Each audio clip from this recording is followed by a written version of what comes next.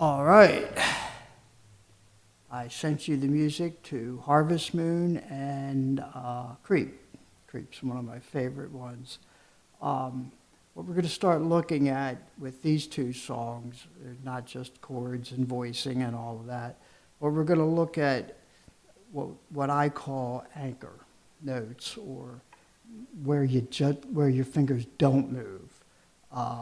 So if you're going from a major to a minor, all your fingers stay the same except finger 2. So you kind of know that. If you're doing color notes, everything's staying still except finger 4. So that being said, first thing we need to do for Harvest Moon is to drop D. So you want to take your low E string 6 and tune it down to D. And when you do this, double check the rest of your strings afterwards to make sure that they're still in tune where they should be.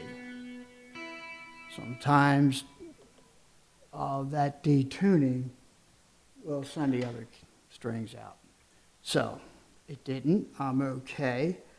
The first chord we're looking at is here, and your second and third fingers, and so they're going to be anchored. So we're going to go.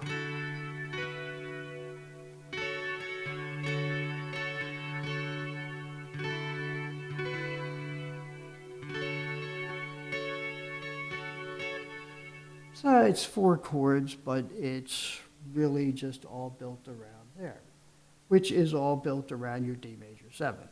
So now, D major 7th, and that's why we drop D, because we can go, and there's your bottom note, which is 2 octaves down. So on the piano, you'd be like this. And it gives you that really full range of sound.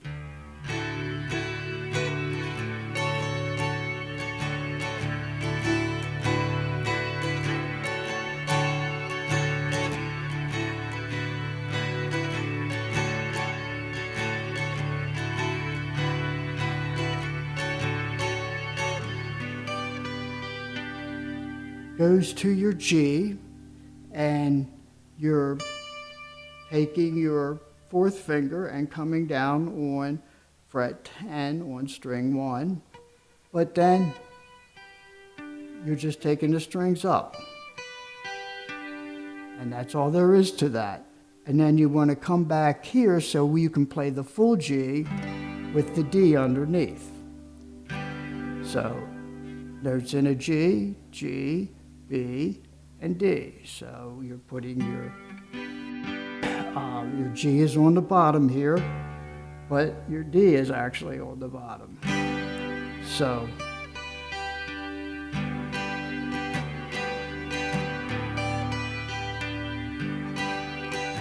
down to your D and an A6.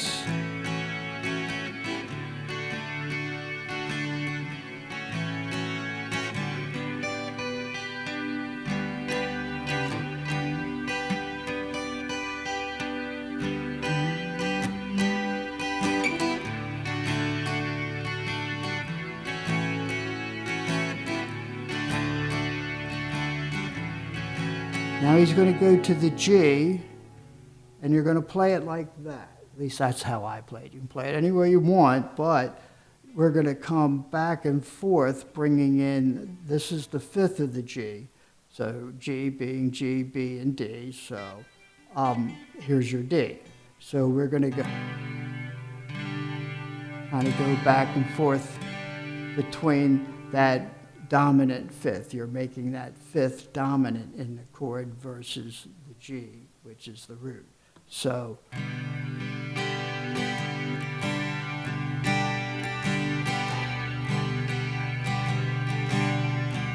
and then back to the intro.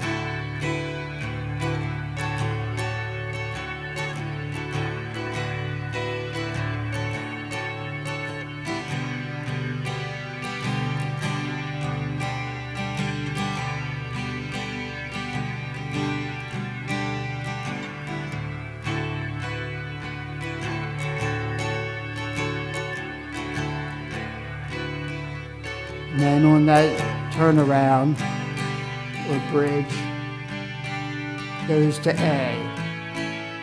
Holds it the first time. G with the dominant fifth to the A, and A seventh.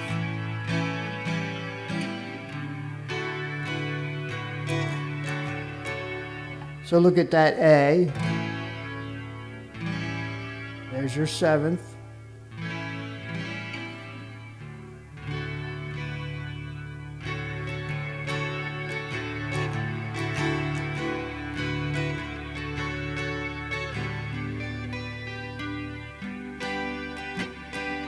And the song just repeats after that. Two verses, harmonica solo, and chorus out.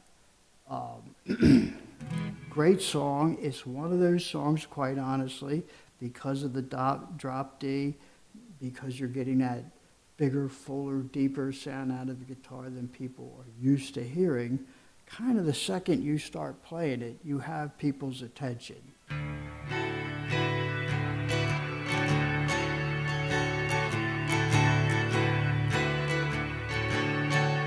And if you look at how and what you're playing, you have your first three strings, your bottom three strings, are open. And then your top three strings are what you're actually playing, but you're playing them 12 frets up or 2 octaves up.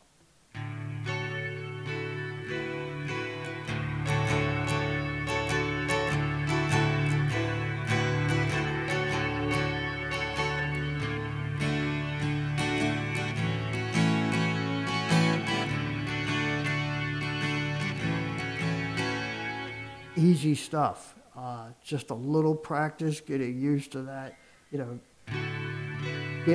Actually, the part you're getting used to is getting down here to the right frets, coming back up to the right frets. Remember this, your fret 12 marker is right there. It's usually 2 frets above the body of the guitar. And therefore, that's what you're looking for when I'm coming down here.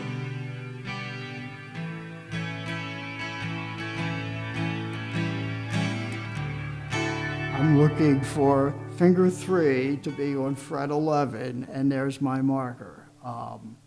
And that's how you're getting from place to place. Okay, not going to spend much more time on that song. What I will do is change guitars here. For 2 reasons. First is this isn't drop D, and this isn't, but Creep is definitely an electric guitar song. And we definitely want to play it that way.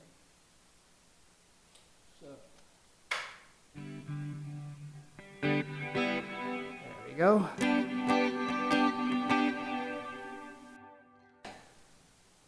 So Creep.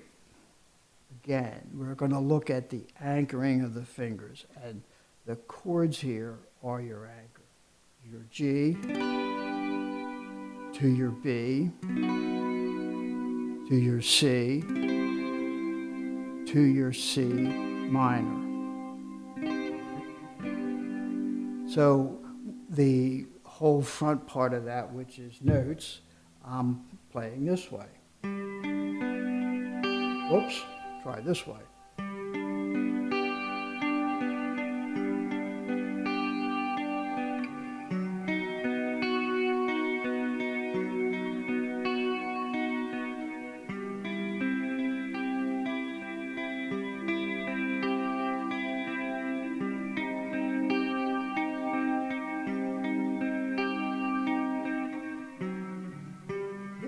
One chord. So that's it. It just repeats itself. So what we're practicing, what we're trying to learn here is you're moving within 4 strings. And the trick is to move without looking. You got to know where your strings are. So.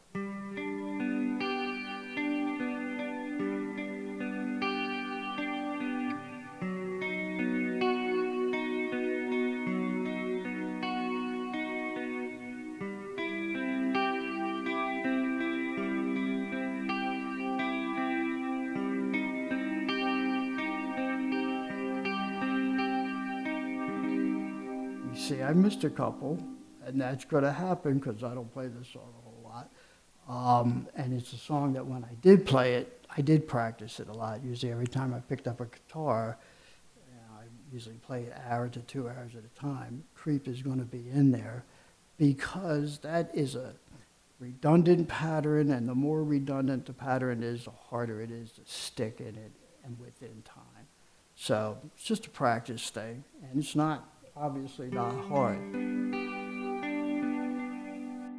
So, and then when you move into the I'm a creep, I'm a weirdo part, you're just playing the chords, you know.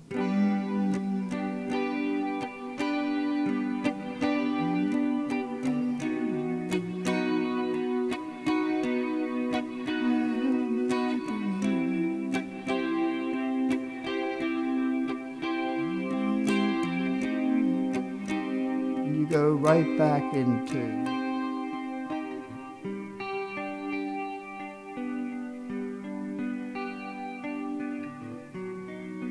and that would be verse 2. So, in doing it that way, you are never really moving your fingers when you're left hand. It's all right hand. And your right hand's where all the music is anyway. So, but as a mechanical standpoint, this song couldn't get any easier. Now, let's look at the lead, which is the coolest part for guitar. So, the only thing I'm going to do different on the lead is I'm going to go from 5-string chords to 4-string chords. And I've given you a first ending and second ending. Let me look at it, see how I wrote it. The first ending on these songs are, when you do the repeat, or when you do it the first time, your first ending is there, and you hit the repeat signs. When you come back the second time and you get to that first ending, skip the first ending and go to the second ending. So, when getting into that lead part, coming out of the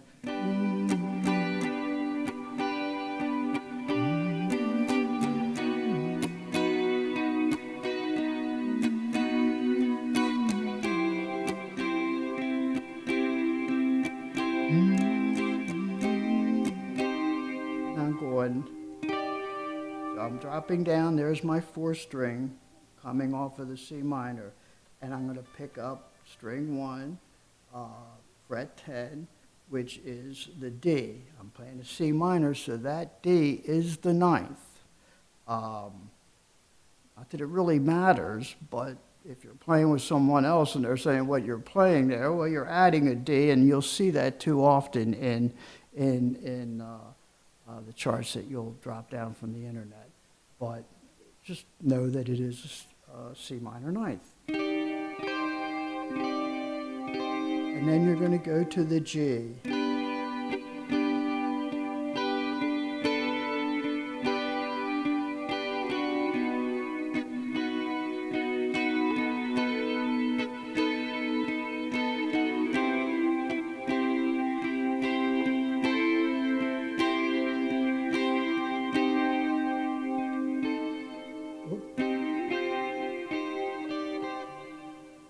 Again, in the G. And there, we're picking up, that is actually the 9th of the G.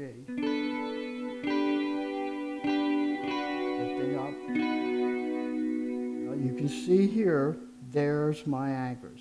I am not moving these fingers throughout this entire lead part. So.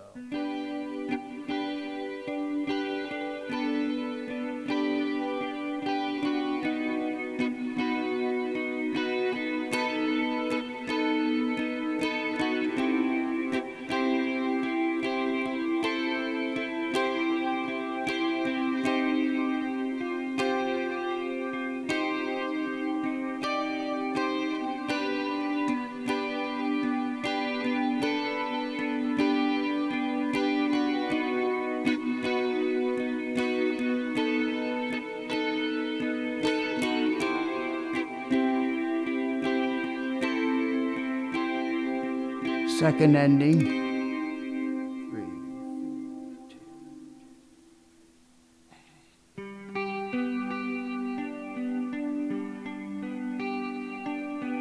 2. So I think I gave you one measure, a whole note. It's actually two. You let that just ring out. 3, 4, 2, 2. And you come back into the verse. That's the whole song.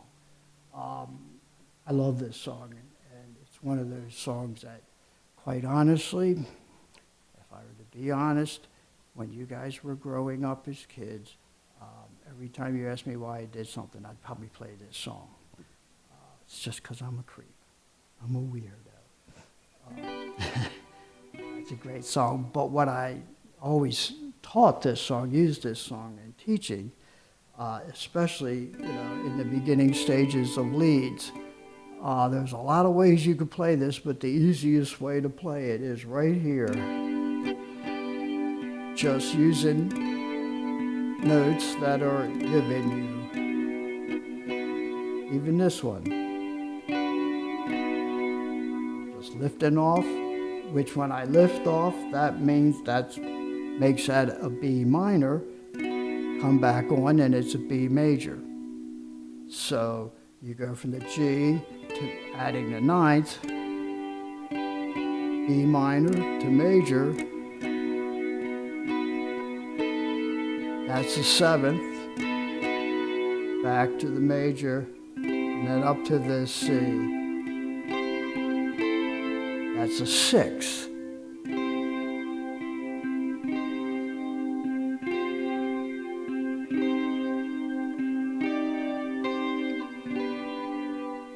So, doesn't get much easier than that.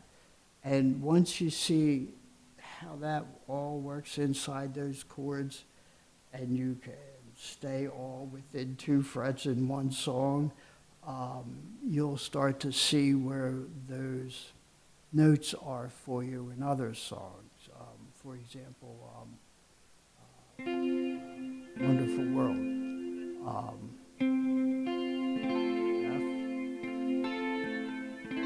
F, A minor, and I'm adding the C here. E flat, and I'm going to add the D. Back to the A minor. It's a G minor, adding a B flat, and here's an F. A seventh, I 7, to a D minor, D flat,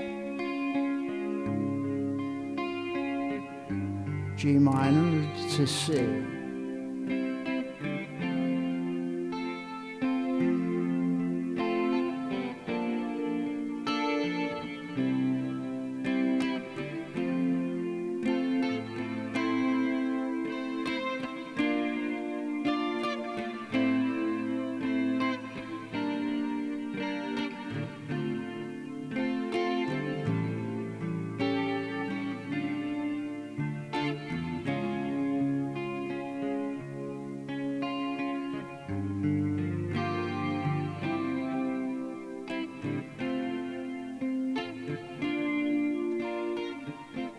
Forth and so on. Anyway, stuff is right there. In fact, I did that song for a funeral, and I started it with and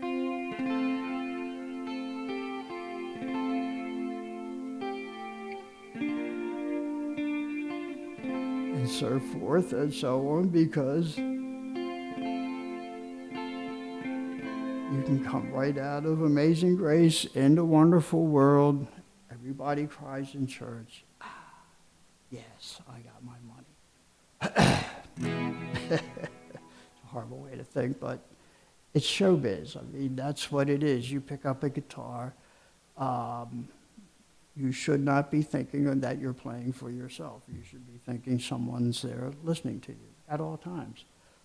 Even if you're noodling, even if you're messing up and all of that's okay, but I had a lot of students I would liken Because I've had a lot of students that actually never played guitar in front of everybody. I had a guy who's married for 50 years, never played in front of his wife.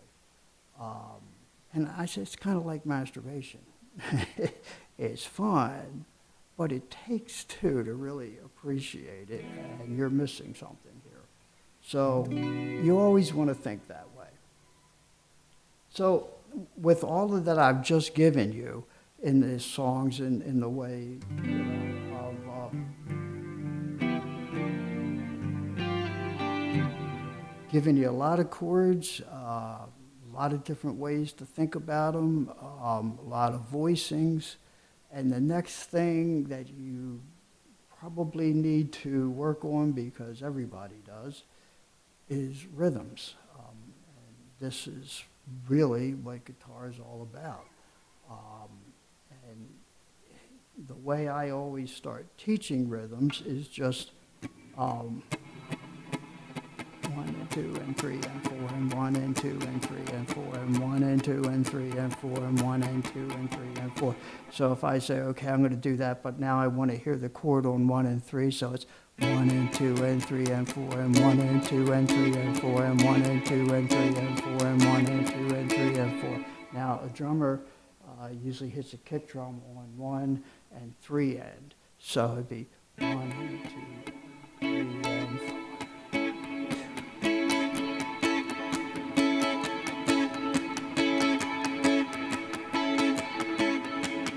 So it's 1 and 2 and 3 and 4 and 1 and 2 and 3 and 4 and 1 and 2 and 3 and 4.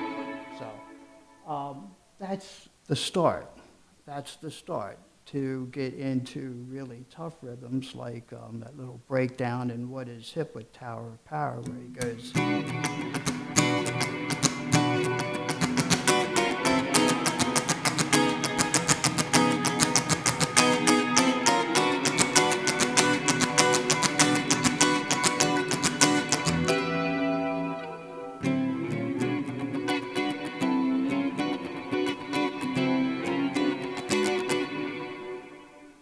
That takes a little effort. Usually a rhythm like that, when I learn it, I actually write it down. And I read it until I've got it stuck in my brain. All of that stuff is typical muscle memory, so the more you do it, the better off you are. But, songs and of course R&B, it's all about rhythm.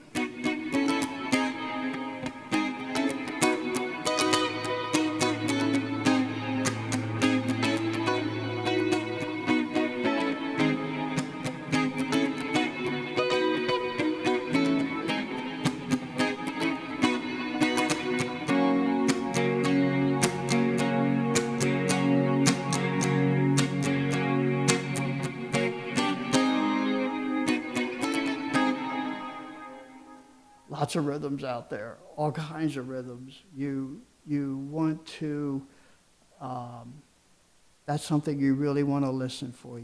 If you can have everything perfect in a song, if the rhythm is not right, it's going to sound crashy, awkward, mushed together, whatever. So you can get away with playing different chords, actually, or voicing them differently.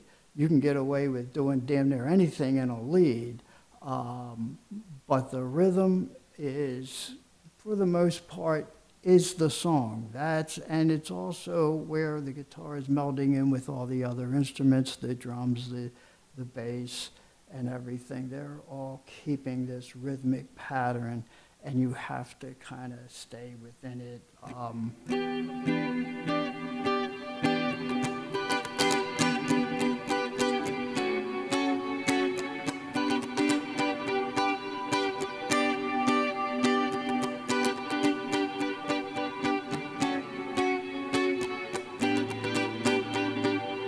Is the guitar part. That guitar is not about knowing how to play chords or anything. That's knowing your right hand, knowing how to be musical and make the guitar musical.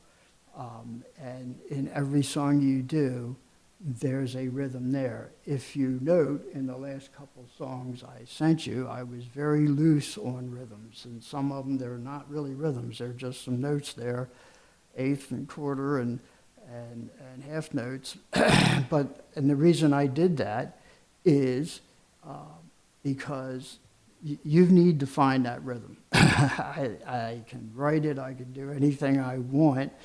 It's within you.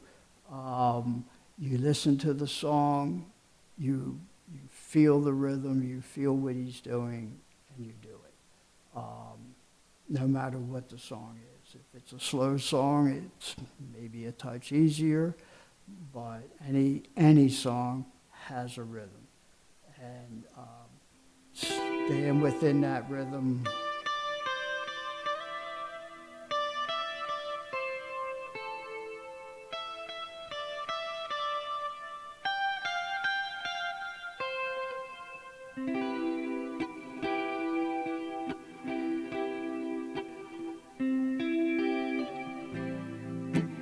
So you've got the rhythm and the notes.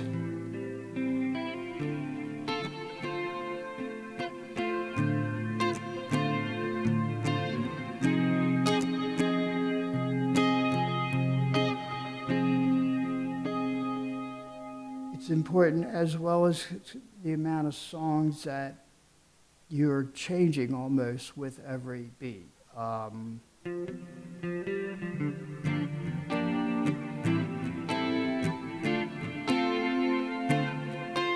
So my changes here, or my accents really is what they are, because it's all coming off a D minor. I'm lifting up here, making a D minor open seventh, coming down here with a D9 7, or D seventh. I said 9, not 7. So.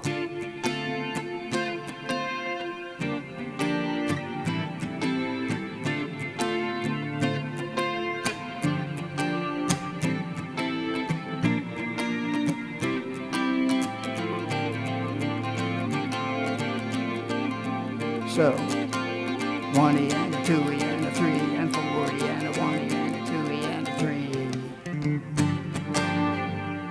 So it gets faster. All of these, it's 1E and a 2E and a 3 and a 4E and a 1E and a 2E and a 3 and a 4E. Your friend the drummer says if you can say it, you can play it, and that's very true for drums, and it's partially true for guitar. But there are times where you got too much going on to be saying anything, because we are playing chords while we're doing this, so we have to be mindful of where our hands are while this hand's going crazy making all the music. But don't make a mistake, mechanical, musical, and without it, we're nothing. All of our notes, all of our color notes, but that this hand's here and on them, but this hand's got to play them. And if it's 3 strings, 4 strings, 5 strings, if it's that little, already playing 3 strings, and then we go to 4.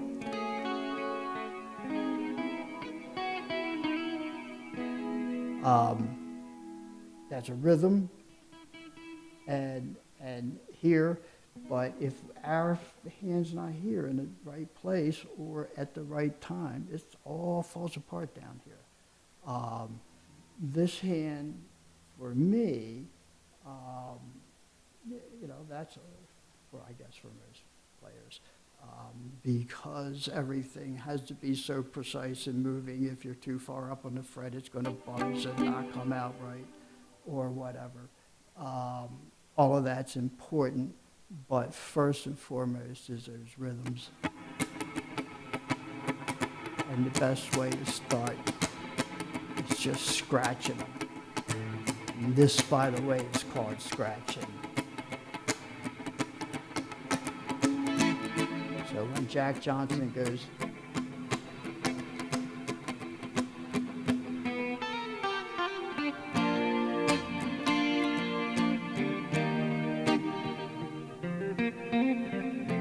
I got a light pick.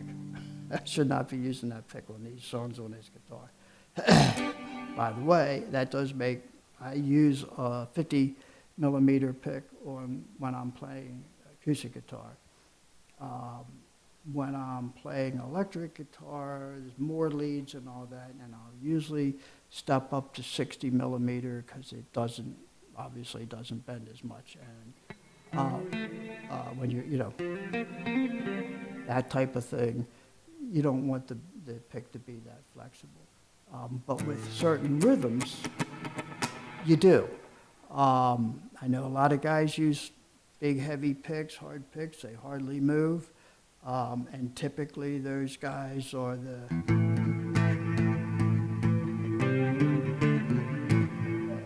they're just, not taking anything away from that. It's cool shit, it's easy top. But it's playing two notes. And they're power chords, and you want them rough, you want them to distort, so that's how they're playing. But it's, especially when you're playing acoustic guitar, it's just a better feel for the guitar. The strings ring out a little better, etc. And I use light strings too, so for me it's even more important because my strings are going to bend, and a heavier pick will bend your string, especially on electric guitar because you're using lighter strings. I use the same strings on my acoustic guitar. It works for me because I can play. What? Maybe it's that note.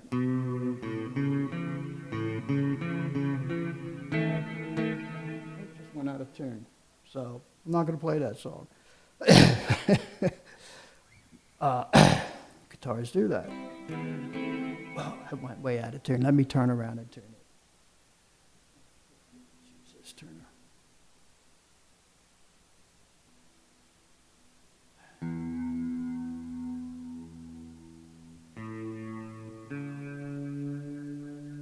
I must have hit that.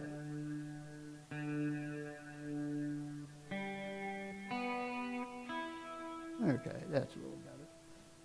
So now I was on the right note the first time.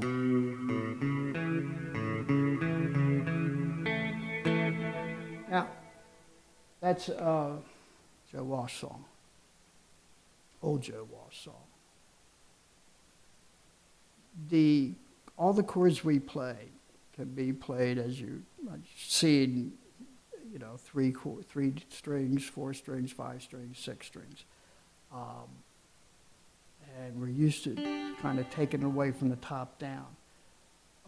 In rock and roll, songs like this.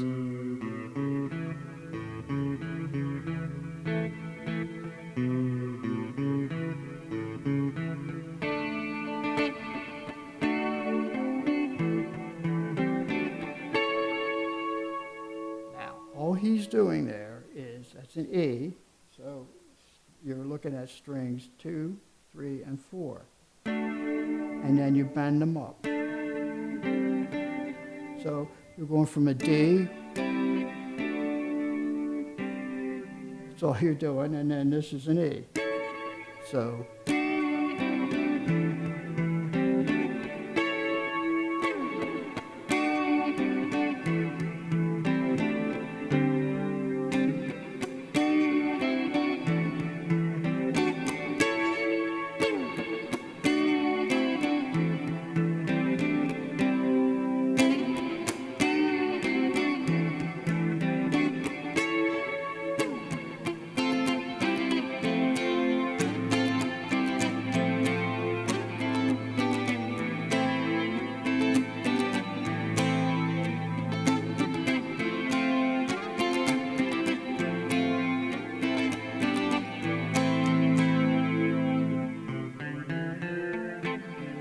So, he's here, that's an F to C to F, and an A minor to G to A minor.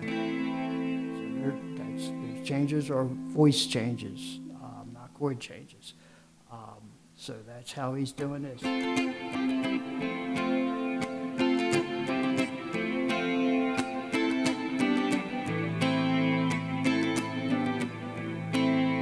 And then he mutes, palm mute.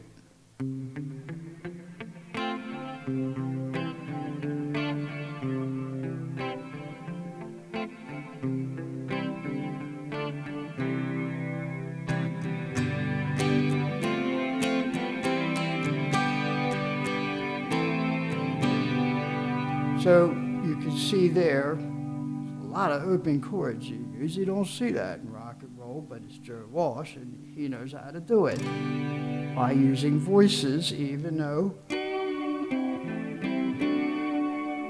is all the cool stuff that everybody knows. You know, the actual intro, awesome, nothing to it. The chords, nothing to it. It's really, this is all through the middle of the song, and he does that twice.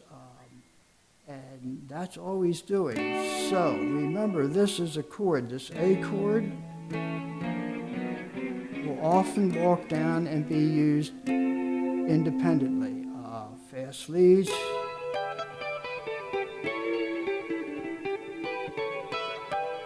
So I'm coming from an F position here to the A position and just walking the A down,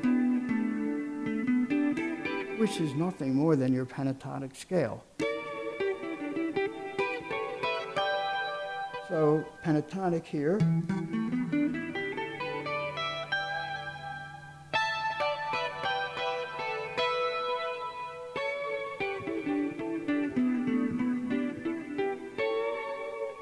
That's all they're doing. So, okay, good enough for now. We're going to start, I'm going to give you some songs and some different things in the next one that will work with everything we have, but start to really pull in some rhythms, you know, where the song is rhythm specific. And there are a lot of songs that are rhythm specific.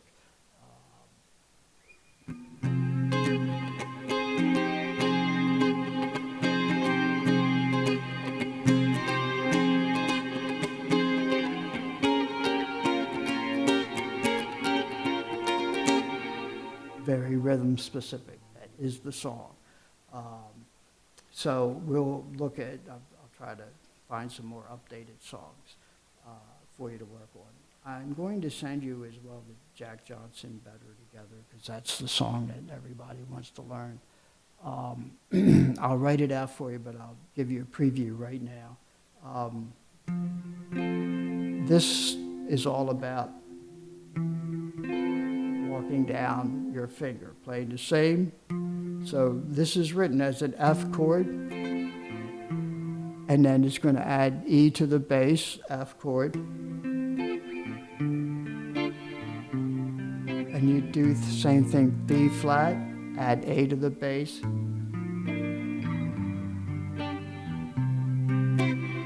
And that's the whole song, but that's something you're not used to doing, I'm sure, and I'm going to give it to you so you can start getting used to doing it. Here, the intro lead is easy.